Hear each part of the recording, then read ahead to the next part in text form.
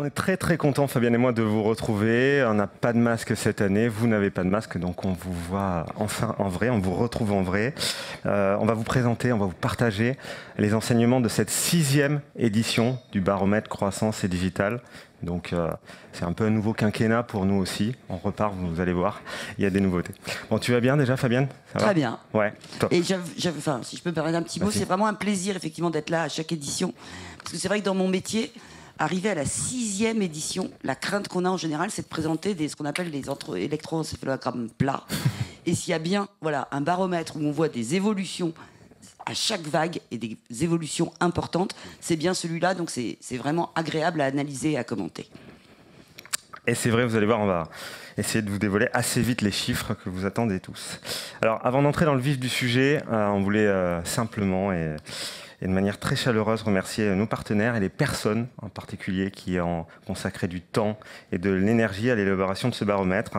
Alors déjà, merci à mon partenaire, Alexandre Herumi, co-président du Commerce Tech Club. Merci Alex. Merci à Jean-Charles Brandly aussi, je le rappelle parce qu'il doit être en ligne. Il était à l'origine de ce baromètre. Merci à tous ceux qui nous accompagnent depuis le début, donc Guillaume Tour de Salesforce qui est dans la salle. Guillaume, je t'ai vu. Coucou Guillaume. Vincent, évidemment, et MBA. Maxime Garetta et Sharon Manicon des Digiteurs de la CCI qui ont des bâtiments extraordinaires pas très loin d'ici. On a fait une soirée avec l'Axel magique il n'y a pas longtemps, je vous conseille, si vous cherchez une salle. La CCI, c'est chouette. Merci évidemment à Marie Giroux et Jérôme de l'Axel qui ont passé du temps aussi à préparer cette présentation. Merci à mes collègues de Google, merci Diane Lawson, merci Tiffaine Guabo, merci Anne-Sophie Lebras et merci Benoît Tabaka. Et merci, bien sûr, tu l'as dit Vincent, à notre partenaire depuis 6 ans maintenant, Ipsos. Merci Fabienne et merci Stéphanie Lafarge d'Ipsos pour votre confiance.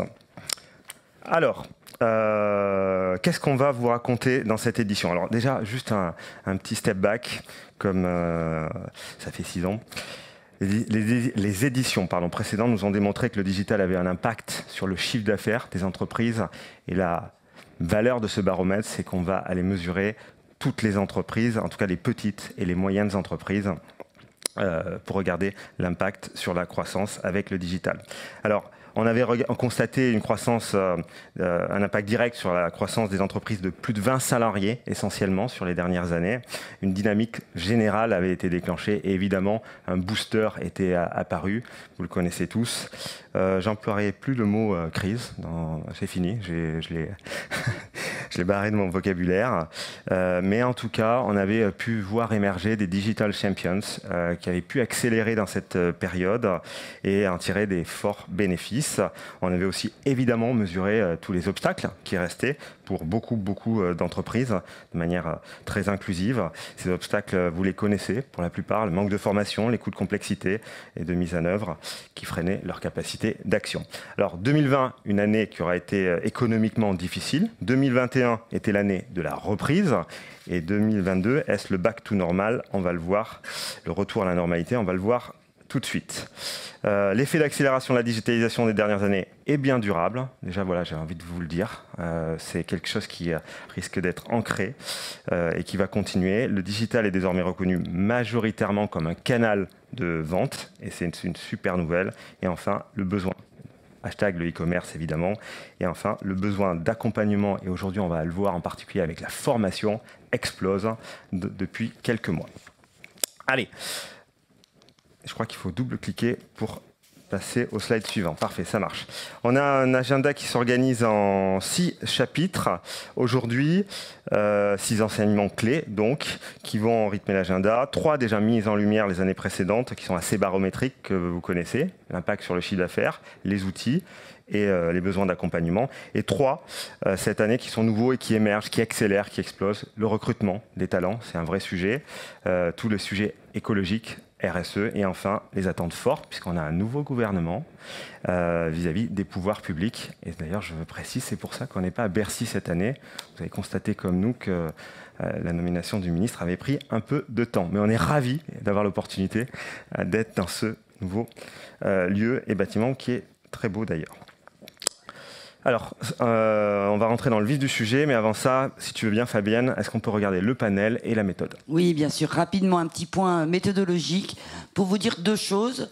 La première, c'est que c'est une enquête à la fois robuste, basée sur 700 interviews, donc à la fois robuste et dont les évolutions sont fiables, et que c'est donc 700 interviews de commerçants, on va dire français, et que c'est une enquête également qu'on a choisi cette année de recentrer véritablement sur les commerçants à proprement parler.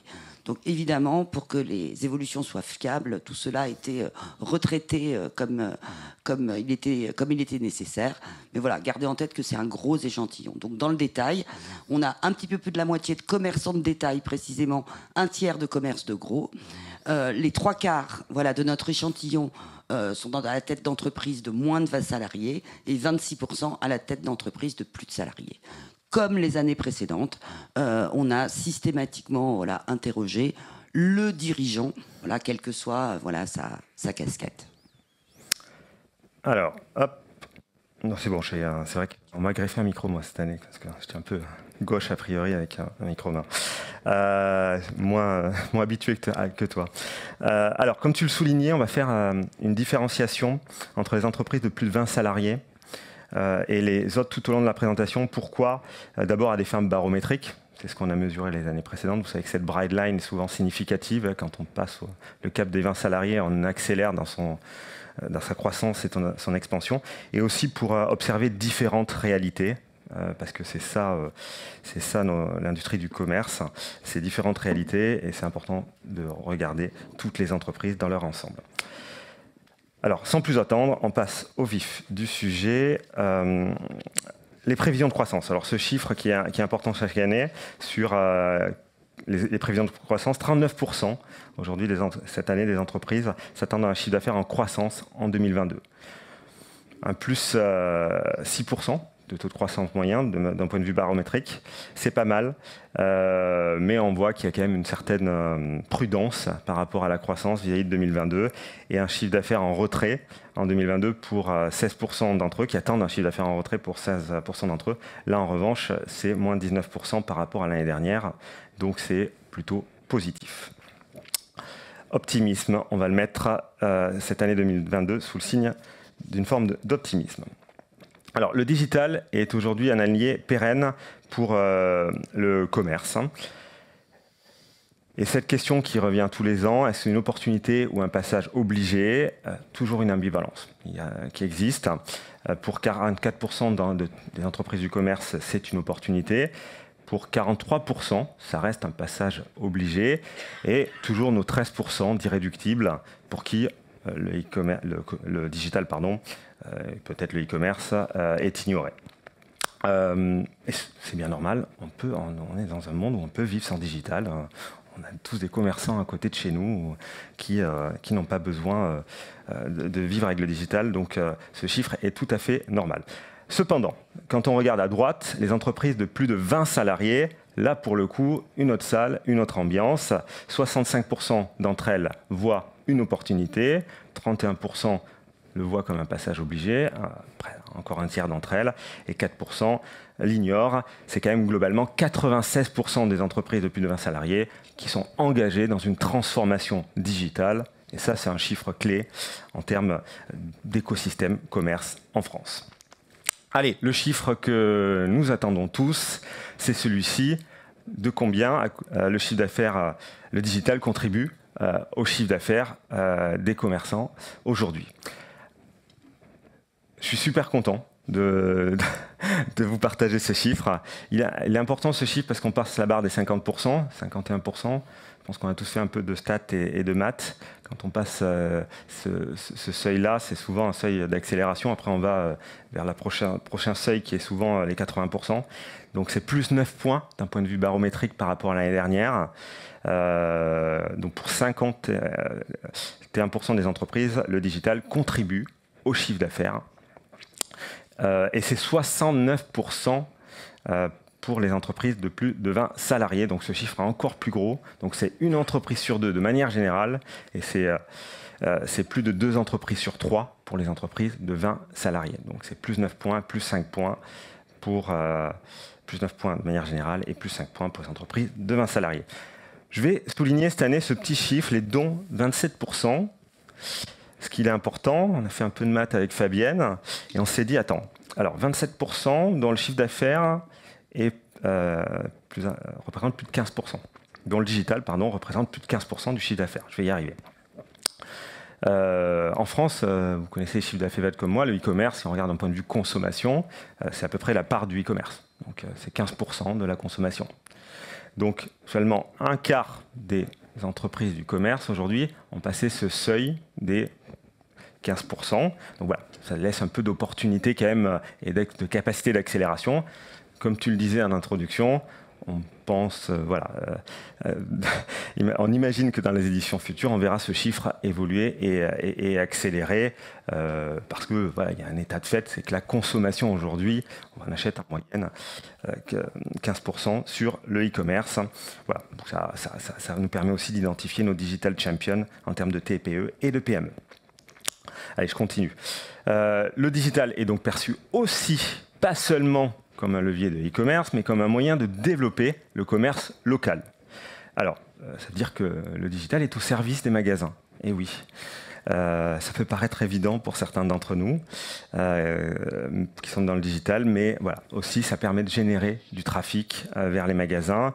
Et ça y est, maintenant, c'est une conviction qui est partagée à plus de 57%, donc pour une grande majorité, et d'un point de vue barométrique aussi, c'est un plus 5 points qui est significatif. C'est encore une fois encore plus fort chez les entreprises de plus de 20 salariés, puisque ça représente 76%, donc plus de 3 entreprises sur 4, avec un plus 14 points.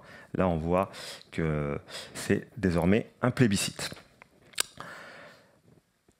On va encore plus loin, toujours contribution au chiffre d'affaires, local et maintenant omnicanal.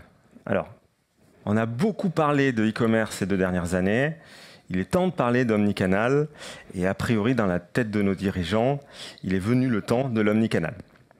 Alors l'omnicanal c'est quoi? C'est la combinaison évidemment de plusieurs canaux et chacun étant complémentaire et donc je disais tout à l'heure, le digital au service des magasins, le magasin au service des digitales et on crée une expérience fluide et sans couture pour nos consommateurs.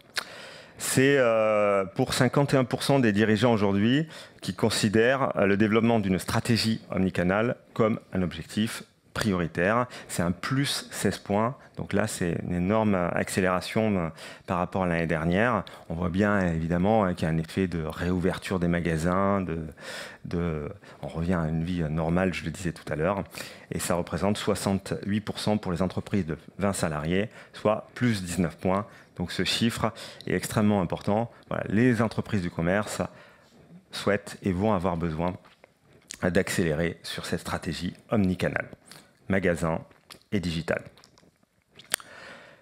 Des bénéfices. Alors à quoi ça sert l'omnicanal? C'est super sympa. On se pose beaucoup la question aujourd'hui sur d'autres sujets, le Web3, des sujets un peu plus avant-gardistes. L'omnicanal, on en parle d'un peu plus longtemps. Mais voilà, on voulait ancrer aussi ces bénéfices d'un point de vue barométrique qui reste fort, surtout pour les entreprises, vous le voyez à droite, de plus de 20 salariés, toujours encore plus fort. Le maintien de la relation client, extrêmement important. La combinaison du digital et du magasin permet d'avoir de la data aujourd'hui client, du CRM, et d'en faire quelque chose, d'en faire une expérience certainement un peu plus personnalisée, un peu plus riche pour le consommateur. Évidemment, on a été un peu traumatisé aussi par ces 2 dernières années. C'est aussi la sauvegarde de l'activité. Il faut savoir basculer, pivoter quand on ne peut pas ouvrir ses magasins et pouvoir faire du click and collect ou du e-commerce. Et enfin, une amélioration en termes de satisfaction et de fidélisation client. Et ça, c'est un point important. C'est qu'on voit de la qualité aussi dans la combinaison des canaux. Et cette capacité à être un partenaire un peu plus premium et un peu plus présent dans la tête de ses clients et de ses consommateurs. On va passer aux outils. Deuxième enseignement, à toi, Fabienne. Voilà, donc effectivement un tableau macro, j'ai envie de dire très rose cette année. Donc très concrètement, comment font-ils au quotidien? Alors premier point, là aussi avec des belles évolutions, y compris sur des niveaux déjà élevés, les réseaux sociaux. Voilà. j'allais dire, les commerçants sont probablement entrés dans le digital d'abord par la question de la visibilité et de la communication. De fait, aujourd'hui, les 3/4 d'entre eux, 73%, ont un site vitrine. Et on est à un niveau équivalent pour ceux qui ont une page professionnelle sur les réseaux sociaux. Et là encore, un gap, un écart très important entre les plus petites entreprises et les plus grandes, où l'on constate que finalement, de toute façon, avoir un site vitrine ou une page professionnelle sur les réseaux sociaux, aujourd'hui, c'est la norme.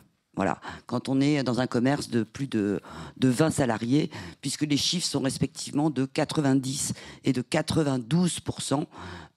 Donc je ne sais pas si on est sur les irréductibles et si les derniers récalcitrants vont se convertir, mais en tout cas, j'ai envie de dire, la massification s'est faite, et maintenant, ça fait partie d'une certaine normalité. Donc ils sont entrés effectivement plutôt par la question de la visibilité et de la communication, je le disais. Désormais, les réseaux sociaux ont quand même acquis un autre statut, en tout cas sont utilisés d'une manière différente par les commerçants, également comme un outil de transaction, un vecteur de commercialisation. 60% des commerçants interrogés, donc là pour le coup on a passé la majorité depuis quelques temps, utilisent d'ores et déjà à minima un canal, voire plusieurs, pour commercialiser leurs produits et les services. Et on est à près de 80% pour les entreprises de plus de 20 salariés. Ce qui progresse le plus, ce sont les réseaux sociaux. Vous le voyez, 45% des commerçants interrogés cette année utilisent les réseaux sociaux pour commercialiser leurs biens et leurs services, en progression de 4 points par rapport à l'édition précédente. Également, quand même à un niveau assez proche, somme toute, leur propre site marchand. Et on note une progression de 2 points sur les marketplaces. Donc, le digital, évidemment, outil de visibilité accrue, de communication, outil désormais également dans une proportion majoritaire, mais dans laquelle il y a encore des opportunités possibles pour la transaction. Troisième usage, donc vous voyez, on était parti quasiment de 90%, presque tout le monde, 60% pour la transaction. Troisième champ, la connaissance client. Désormais, effectivement, à partir du moment, comme tu le disais Cyril, où on commence à mettre en place des outils, où on commence à disposer de données sur ses clients, eh bien, la volonté est là d'utiliser précisément ces outils pour faire des analyses permettant de mieux connaître, de mieux attirer, de mieux servir ses clients. Et ce sont désormais 40% des commerçants qui, de fait, utilisent ces outils d'analyse dans cet objectif-là.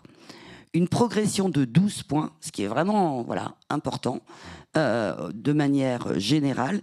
Et vous le noterez, une accélération très très forte, une progression de 23 points à un niveau de 57% pour les entreprises de plus de 20 salariés. Donc très concrètement, comment font-elles ?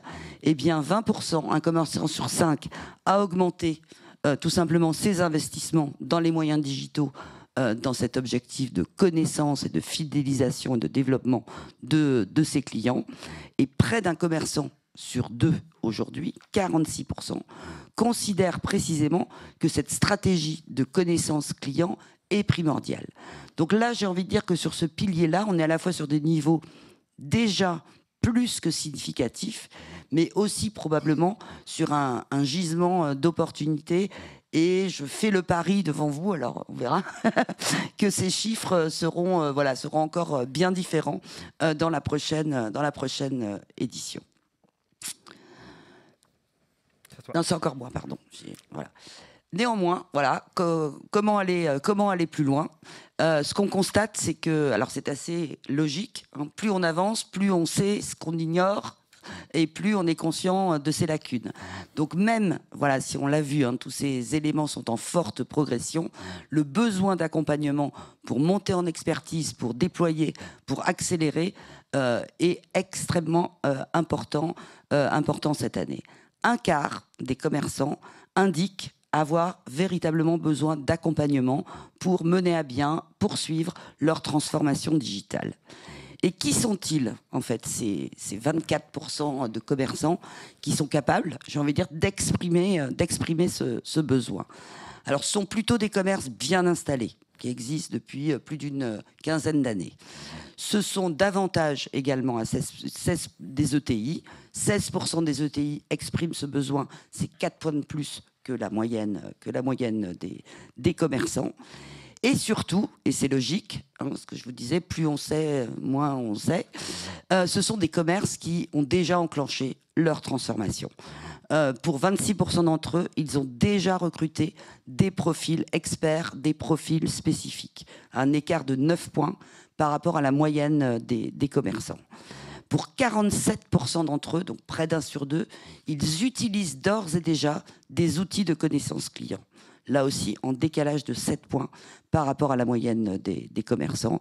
Et tous, ou presque, 78%, ont déjà une page sur les réseaux sociaux.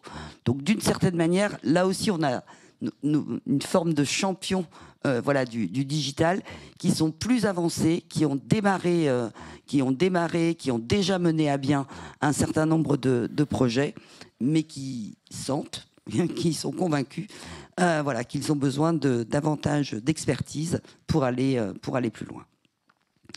Donc, un besoin d'accompagnement, c'est large. Donc, concrètement, de quoi ont-ils besoin? Alors, les petits et les grands ont besoin de choses différentes. À gauche, donc vous avez les plus petits commerçants, ceux qui ont moins de 20 salariés. Là, on est, somme toute, j'ai envie de dire, sur des besoins d'accompagnement encore assez larges. 84% nous disent « j'ai un accompagnement pour maîtriser les outils digitaux ». 80% pour se dire « savoir par où commencer », alors même qu'ils ont déjà entamé ce chemin vers la digitalisation. Les 2/3 d'entre eux, 66%, nous disent développer un canal de vente en ligne. Donc on est encore sur des demandes assez larges. Dans les plus grands commerces, en revanche, plus de 20 salariés, là on est davantage sur des questions, on va dire, de déploiement, d'implémentation, d'appropriation.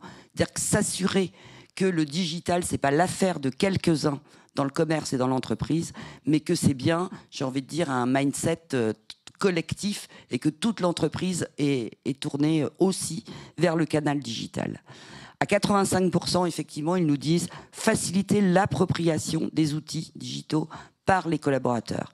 À 81%, faciliter les changements dans l'organisation interne et les méthodes de travail. Donc on voit bien que c'est plus un enjeu simplement de faire venir le digital, mais de s'assurer que toute l'organisation est alignée autour de cette transformation.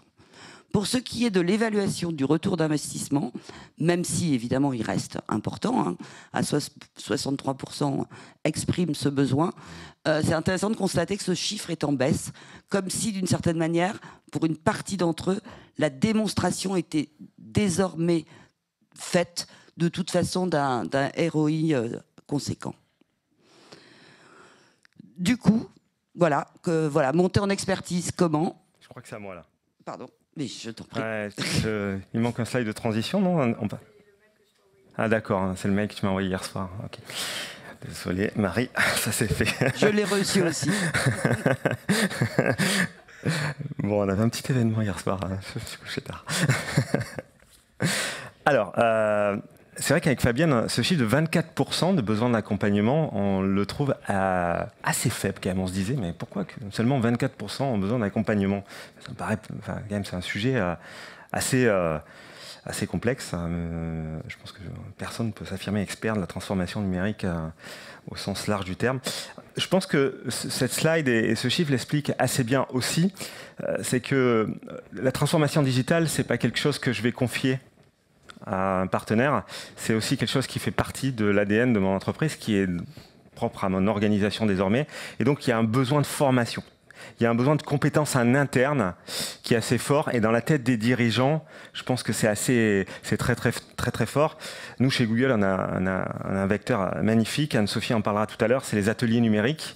On a formé des centaines de milliers de personnes, je n'ai pas le plus le chiffre en tête, mais tu le diras tout à l'heure, là-dessus. Donc la formation est vraiment voilà, dans la tête des dirigeants et des commerçants, le sujet essentiel. Et 55% des commerces disposent aujourd'hui des compétences en interne, enfin, pensent disposer des compétences en interne pour accompagner cette montée en puissance. Alors, c'est un plus 4% par rapport à l'année dernière. Vous vous souvenez, pour les plus fidèles d'entre vous, que ici, ou à Bercy plutôt, des commerçants étaient venus nous dire que pendant la crise, ils avaient recruté des formidables talents et que grâce à eux, ils avaient réussi à pivoter et à sauvegarder leur activité. Et ces talents, c'était des stagiaires. Voilà, tout simplement. C'était un stagiaire qui avait sauvé l'entreprise. Donc, ça nous avait tous un peu étonnés, mais c'est aussi cette réalité-là de formation et de recrutement, de compétences, d'agilité qui fait que la transformation digitale aujourd'hui, on a besoin de l'intégrer, on a besoin de la toucher, on a besoin que ça fasse corps avec l'entreprise. Des commerces qui mettent ainsi l'accent sur la formation pour l'accompagnement à la transformation numérique. Donc la formation, c'est une attente... ils souhaitent être accompagnés pour le coup. Pour 36% d'entre eux, d'un point de vue barométrique, c'est plus 5 points. C'est un sujet qui reste majeur. Alors, des formations pour développer des compétences. Le numérique impacte en premier quelle fonction de l'entreprise? Vous les voyez ici. D'abord le marketing et la com, on va chercher des leads, on va chercher du business, hein. C'est l'objectif premier via cette fonction régalienne qu'est le marketing et la com. Évidemment, par essence, par ADN, l'informatique, l'ADN, on est dans le digital, hein, dans ces fonctions-là. Les ventes, donc les vendeurs aussi ont besoin de plus en plus d'être formés au numérique et d'être compétents sur le digital. Et enfin, on retrouve notre bloc technologie et système d'information qui aussi, par nature, est très numérique. Le recrutement des talents. Alors,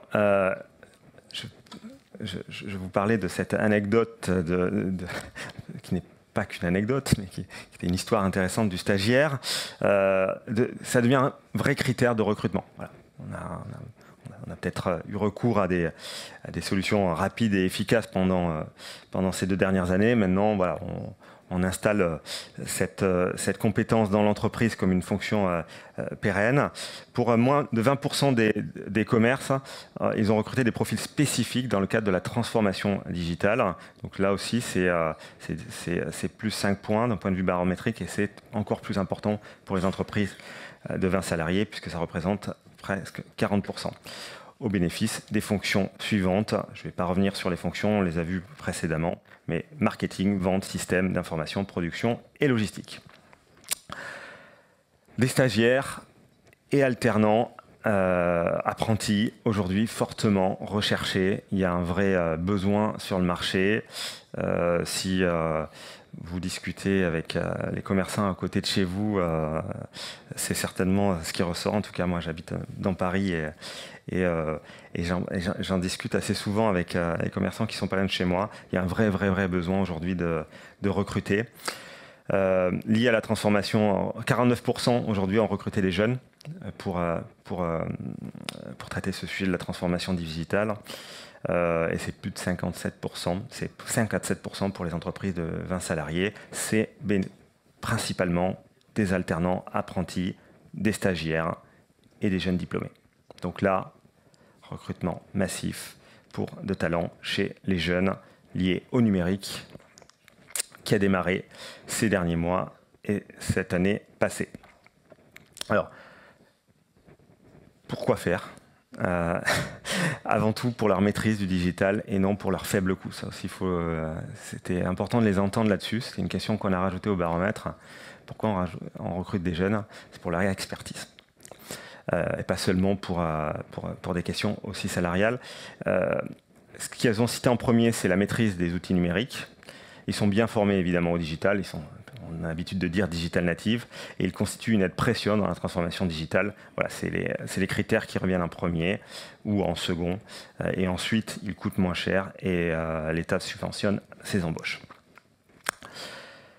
Des attentes envers les jeunes qui portent sur leur capacité d'adaptation et leur créativité. Alors, avec Vincent, notamment, on a voulu poser la question, cette année dans le baromètre, quelles sont les qualités premières pour être recruté dans le digital quand on est jeune.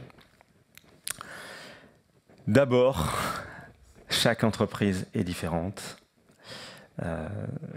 La capacité à s'intégrer dans le contexte de l'entreprise, à comprendre les besoins de la structure. Un point extrêmement important est à s'adapter. Le contexte est clé. On a bien vécu ces dernières années, des réalités très différentes en fonction de la catégorie dans laquelle vous vous trouvez, si vous êtes dans l'alimentaire ou dans l'électronique. Donc il faut s'adapter, et la taille de l'entreprise évidemment, au contexte d'entreprise.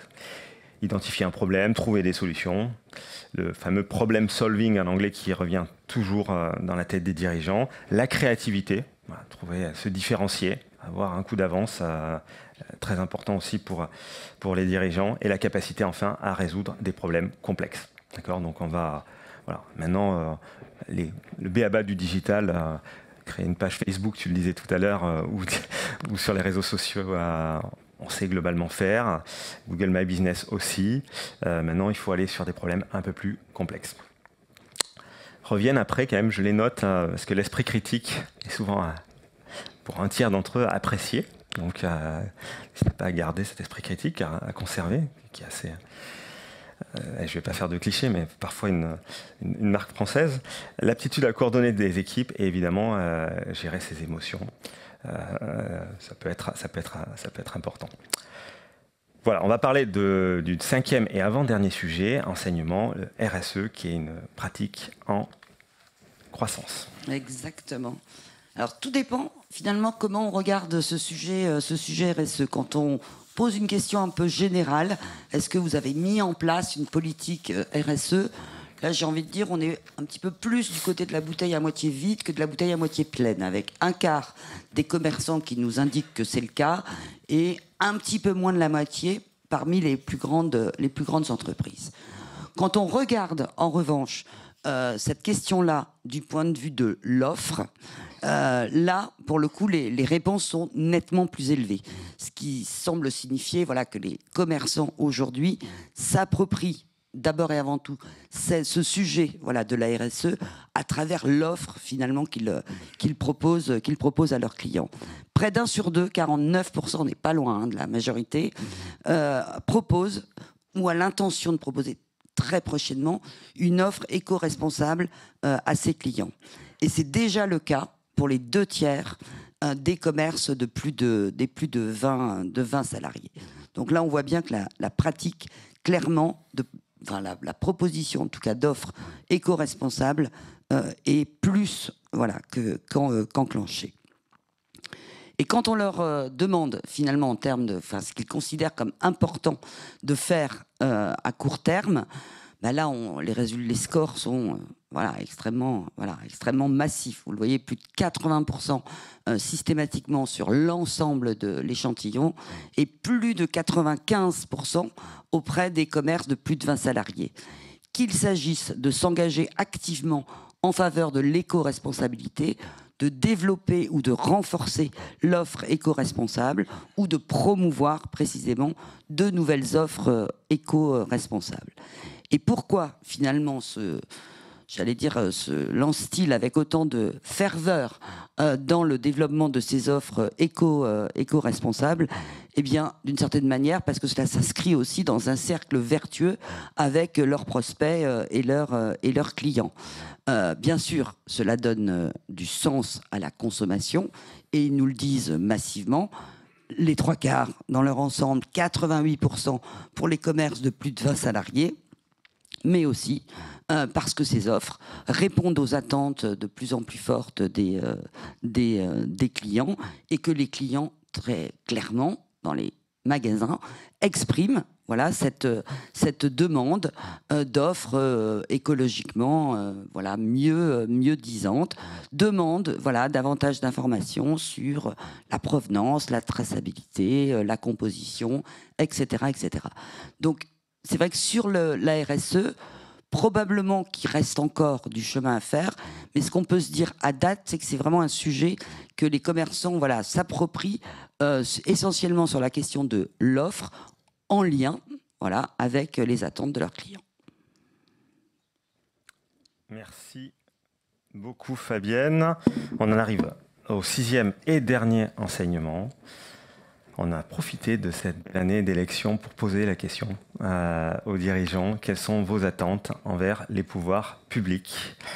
Alors, sans le suspense a assez duré, je vais vous révéler les résultats de cette question. Hop.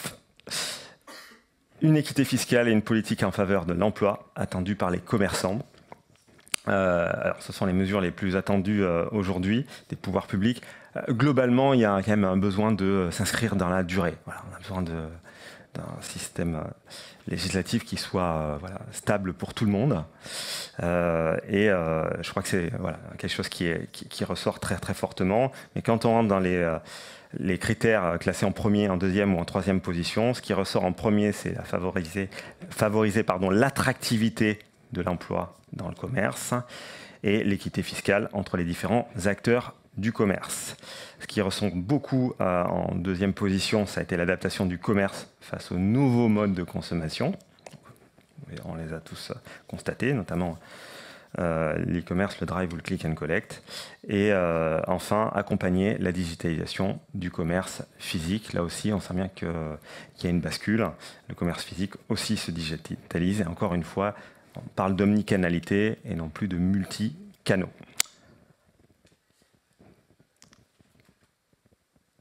Voilà, je crois qu'on en a terminé pour nous, pour le baromètre.